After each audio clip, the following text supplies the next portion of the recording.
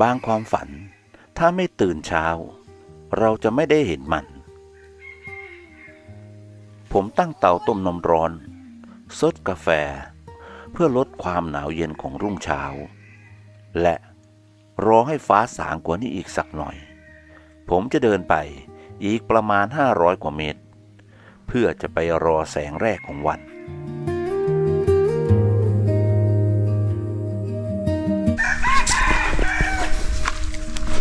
6 โมงนิดๆนะครับเดี๋ยวผมจะพาไปชมจุดของผาชนะใดเนาะตรงบริเวณตรงนี้ก็คือตรงลานกลางเต็นท์นะครับที่เรานอนมี2 จุดก็นี่นะจุดกลางเต็นท์เป็นลานหินขนาดใหญ่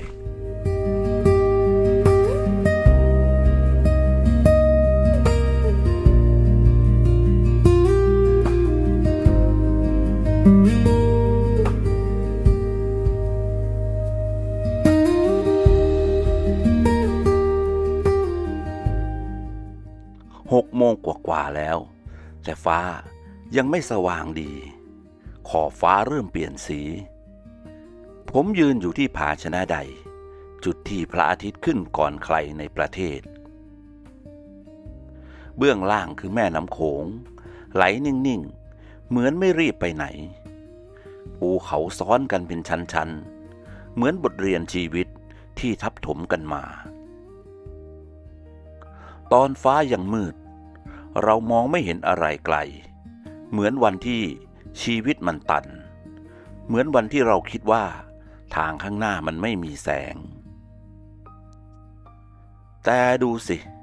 พระอาทิตย์ไม่เคยหายไปไหนมันแค่รอเวลา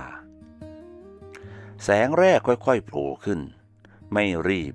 ไม่แข่งกับใครไม่ประกาศตัวเองเสียงดังแต่มันเปลี่ยนทั้งผืนฟ้าโดยไม่ต้องตะโกนแม้แต่คำเดียวชีวิตเราก็เหมือนกันเราอาจจะไม่สว่างในวันนี้อาจจะยังไม่สำเร็จเท่าคนอื่นอาจจะยังยืนอยู่ในความมืดแต่ถ้าเรายังไม่หยุดเดินถ้าเรายังตื่นขึ้นมาทุกเช้าสักวันแสงของเราก็จะขึ้นเหมือนกันไม่มีใครเห็นพระอาทิตย์ตอนตี 3ทุกคนเห็นมันตอน7 โมงเพราะบางอย่างต้องใช้เวลาและความอดทนแบบเงียบๆผมยืนอยู่ตรงนี้มองแสงที่ค่อยๆไล่ความมืดออกไปจากหุบเขาแล้วก็คิดว่าบางทีความมืดไม่ได้มีไว้ทำให้เรากลัวแต่มันมีไว้เพื่อให้แสงมีความหมายวันนี้คุณกำลังยืนอยู่ในช่วงเวลาแบบไหนของชีวิตก่อนฟ้าสางหรือหลังฟ้าสว่างแล้วและคุณพร้อมจะยอมรับแสงของตัวเองโดยไม่เร่งมันหรือยังเพราะไม่ว่าเมื่อวานจะมืดแค่ไหนพระอาทิตย์ก็ยังขึ้นเหมือนเดิมทุกวัน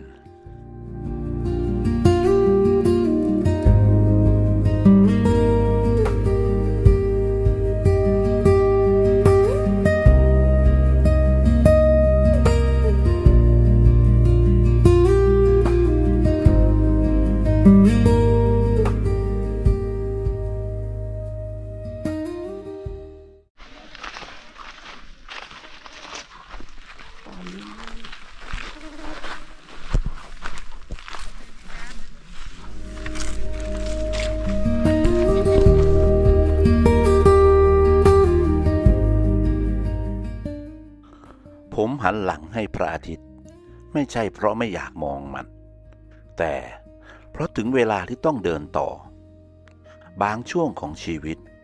เราก็ต้องหันหลังให้สิ่งที่สวยงามไม่ใช่เพื่อทิ้งมันแต่เพื่อเอามันติดตัวไปข้างในผมมาแวะที่จุดชมวิวมองวิวเดิมแต่ความรู้สึกไม่เหมือนเดิมเมื่อกี้เรายืนรอแสงตอนนี้แสงอยู่เต็มฟ้าแล้วชีวิตก็เป็นแบบนี้ตอนเรายังไม่มีอะไรเราก็โหยหาพอมีแล้ว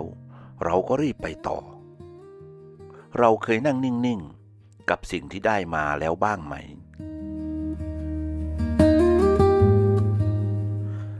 ผมยืนอยู่บนจุดชมวิวลมเช้าพัดผ่านยอดไม้ข้างหน้าคือภูเขาซ้อนเป็นชั้นๆไกลออกไปแม่น้ำโขงไหลนิ่งเหมือนเส้นด้ายสีทองจุดชมวิวแห่งนี้ไม่ได้มีเสียงปรบมือไม่มีใครเร่งให้รีบถ่ายรูปมันแค่เปิดกว้างแล้วปล่อยให้เรามองไกลสุดเท่าที่สายตาจะไปถึงชีวิตก็เหมือนการยืนอยู่ตรงนี้ถ้าเรามองแค่ก้อนหินใต้เท้าเราจะเห็นแต่ความขรุขระแต่ถ้าเงยหน้าขึ้นเราจะเห็นภูเขาเป็นชั้นๆเห็นแม่น้ำที่ยังไหลต่อไปแม้เมื่อวานจะแล้งแค่ไหนก็ตามดูต้นไม้พวกนี้สิมันไม่ได้เลือกพื้นที่ที่ดีๆมันเติบโตบนโขดหินบนดินบางๆแต่ก็ยังยืนได้บางทีชีวิตเราก็ไม่ต้องรอเงื่อนไขสมบูรณ์แบบถึงจะโตผมยืนมองแม่น้ำที่ไหลไปเรื่อยๆมันไม่เคยถามตัวเองว่าไหลเร็วแค่ไหนไม่เคยเปรียบเทียบกับลำธารสายอื่นมันแค่ไหลในจังหวะของมันแล้วเราล่ะเรากำลังใช้ชีวิตในจังหวะของตัวเองหรือกำลังเร่งตามนาฬิกาของคนอื่น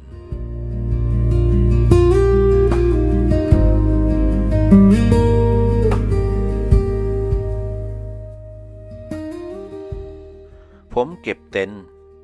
พับผ้าใบเก็บของทุกชิ้นเข้าที่การเดินทางทุกครั้งสุดท้ายก็ต้องเก็บแต่สิ่งที่เก็บใส่กระเป๋าไม่ได้คือความรู้สึกตอนยืนมองพระอาทิตย์ขึ้นมันไม่ได้หนักแต่มันเติมเต็มเราไม่ได้มาที่นี่เพื่อหนีชีวิตเรามาเพื่อกลับไปใช้ชีวิตด้วยใจที่นิ่งขึ้นพระอาทิตย์ไม่ได้เปลี่ยนโลกมันแค่ทำให้เราได้เห็นโลกชัดขึ้นแล้วคุณล่ะวันนี้คุณจะกลับไปใช้ชีวิตแบบเดิมหรือจะพกแสงบางอย่างกลับไปด้วยเพราะสุดท้ายแล้วการเดินทางที่สำคัญที่สุดไม่ใช่ระยะทางที่เราขับมาแต่มันคือระยะทางที่ใจของเราอยากเดินไป